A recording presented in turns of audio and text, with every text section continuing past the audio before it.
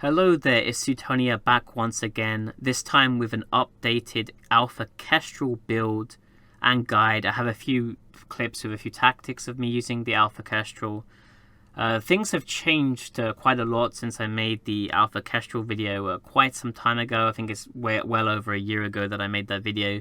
And since then, CCP has updated the Alpha skill list. You can now get a lot more SP, 20 million SP instead of 5 million SP on an Alpha account.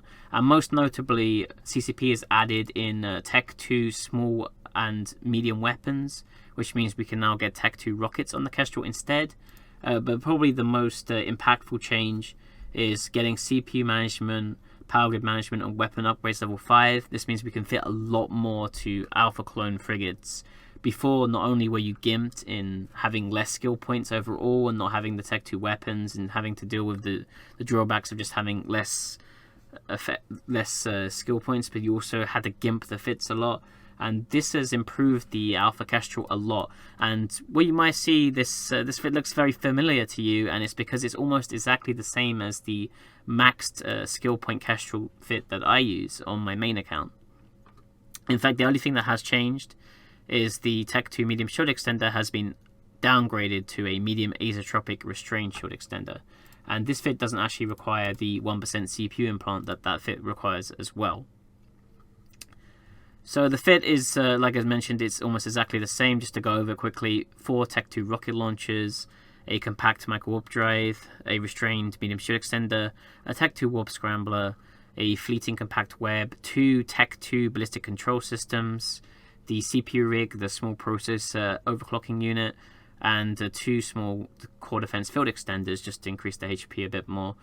4 rockets that I'm actually carrying in the Kestrel fit itself. I'm now carrying a lot more faction rockets. Unfortunately, the Alpha Kestrel, the Alpha clone, it doesn't actually get guided missile precision beyond level 3, as well as only getting target navigation prediction level 3 as well. This makes Rage rockets very difficult to use against other frigates, especially interceptors and some of the faster attack frigates, which tend to be the main ships that you're trying to prey upon.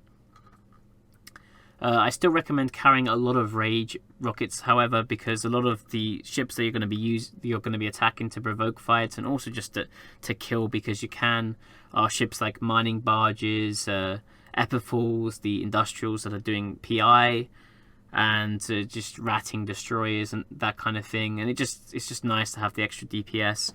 Despite having Tech 2 rockets, you're still at quite a big DPS disadvantage, because for the most part we're going to be using faction rockets instead of Rage. And you can see here I have 116 DPS on this Kestrel compared to approximately 162 DPS on my maxed out Kestrel with Rage, which would apply. So we are losing about 1/3 of our DPS just because we can't really reliably use Rage against other frigates. We can still use Rage against things like sabers and just mining barges, or any industrial traffic that you're trying to kill to provoke fights. But against other frigates, I'd very, very highly recommend that you use faction instead of Rage, because you are going to lose DPS if you do it. The other major sort of drawback that you have as an Alpha account compared to the Omega account is the fact that you don't get as good navigation skills. So your Kestrel is going to be quite a lot slower. It only goes about 2.5 kilometers a second instead of 2.8 kilometers a second on the Omega account. This is going to make catching a lot of faster interceptors and ships like the Gamma a lot more difficult, and you almost won't be able to slingshot them unless they make a extreme piloting mistake. So with that said, let's take a look at a few clips and a few interesting tactics that you can use to land some super awesome kills, even in an Alpha Kestrel. So in this first clip, I want to show you a pretty awesome kill that I made against a 200 million ISK Gamma in this Alpha Kestrel. Now, I was just checking out Horde staging, Warp to the Sun at Otak V, and I saw just a Caracal and a Gamma chilling out here. Now, I want to kill the Gamma. The only real way that I have of killing him is if he lands on top of me and still decides to engage.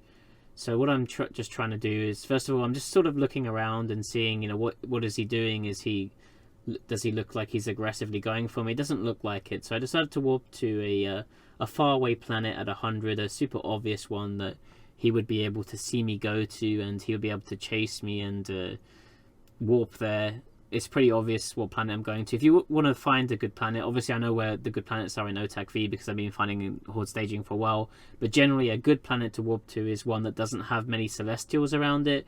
You want one with as few asteroid belts as possible, and one with the customs office at close to 0 as possible as well, just so they don't accidentally warp to the customs office and it's miles away, and they don't accidentally warp to the asteroid belt when pursuing you, just so it's super obvious where you came through. And you can see here he actually followed me to the planet, so it looks like he's interested in engaging me. So I decided to warp out to planet 6. I took note that he warped to the planet at 30 kilometers here. I warped to it at -100, and he decided to warp at -30 that time. This time I decided to warp at 0 because he looked like he was being a bit aggressive. He started burning for me. So I was thinking maybe he would warp to me at 0 as well. So I warped to planet 6. Again, I know that this planet is good in advance because it doesn't have any asteroid belts around it. So it's super obvious that I came to this planet specifically. And you can see here he just appeared on directional scanner, so I know he's coming here. And this time he warped at 70 this time, which means that he was trying to land about 30 kilometers away from me. I'm thinking we're both trying to get into each other's heads here, I think, and I guess he saw that I went to 100 to the previous planet, so he decided to go at 70 so that he would land 30 kilometers away from me. So this time I decided to go at 50. The reason why I did this is because since he came 30 one time and 70 the other time, if he comes at either 30 or 70, he will land about 20 kilometers away from me. And hopefully, if he's being a bit aggressive and hoping to get me, that would be good enough for me to just burn towards him and get on top of him in time. So right now, I'm just sort of waiting for him to come and hoping that he's going to land close enough to my Kestrel to get on top of him. It looks like he does. So he warped to -30 again, probably because I went to 0 last time, so he wants to land on me. Fortunately, he's not really trying to kite me, he's more trying to catch me, so he doesn't really focus on getting away, and I was actually able to get on top of him before he was able to get his defensive scram on me. So I'm actually using Mjolnir Caldari Navy rockets, obviously, because Gammas are normally shield tanked, and unfortunately Rage rockets are not going to apply to a fast frigate with a low signature radius like the Gamma on the Alpha Kestrel. Otherwise this would be a much easier fight. I'm orbiting him at about 2,500 to stay close to him, but also try to keep my speed pretty high.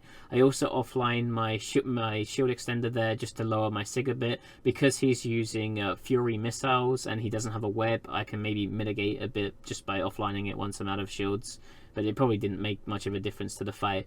And I was able to take him down, and that was a 200 million-ish Gamma, and I actually got 50 mil of loot from him. So that was a pretty nice fight.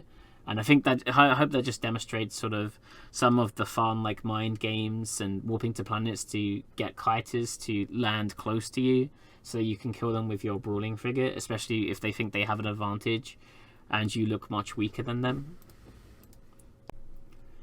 So in this next fight, being followed by a Sentinel for a while. Sentinel is a Tech 2 electronic attack frigate that specializes in energy newts. I was sort of chilling on him on this gate, seeing if he would attack me right here, but he decides to jump. I have Caldari Navy Inferno loaded because Rage is unreliable even against a fat frigate like the Sentinel, and also because even if I do get him at 0, he's probably still going to nuke my web off every now and then, and I'm going to have to spam it. So Caldari Navy Inferno is probably just going to be a more reliable DPS option throughout the rest of the fight. So yeah, I'm just sort of trying to wait for him to decloak, because ideally I want the rats to shoot him instead of me if we do get into a fight, and also kind of want to see where his position is. Also, if he's trying to aggressively get me, he might burn to the gate at 0 and wait for me there to make sure I guarantee in spawn range of him.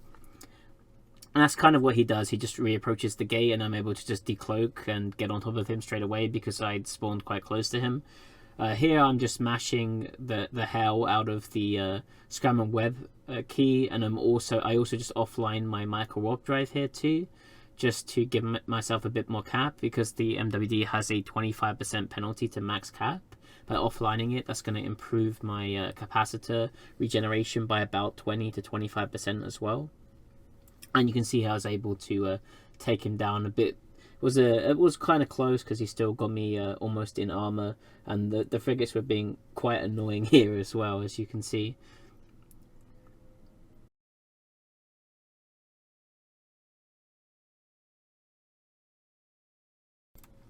This next fight itself is not super interesting, but I just kind of want to show you like the difference that using Rage makes versus Caldari Navy. In this case, I have Inferno Rage loaded instead of Caldari Navy Inferno. In fact, it's actually better to use Scourge against the Malediction because it has lower kinetic resistances than it does to thermal. You can see here how bad my damage is. Normally a Malediction like this, a long-range Malediction with a Scram, a Disruptor, a NOS, so it doesn't do too much damage, as well as having a lot of speed mods, this specific fit would be a pretty effortless kill. Unfortunately, once he starts moving correctly here, you can see here that my damage drops off a lot, and I'm only doing about 80 damage per shot to him, and he's able to tank me while he has his small ancillary charges. Whereas if I had Caldari Navy Scourge loaded, I would be able to probably kill him in about two times the speed as this kill took. And because the fit took long enough, it's actually able to get 2 battleships on the grid, as well as the Firetail here as well. So I was going to lose my ship here. Unfortunately, I'm still able to take down the Malediction, but loading Rage instead of Caldari Navy in this fight is what cost me my potential escape. I think I probably could have killed him and got away before the defense fleet came to save him, had I loaded Caldari Navy instead of Rage.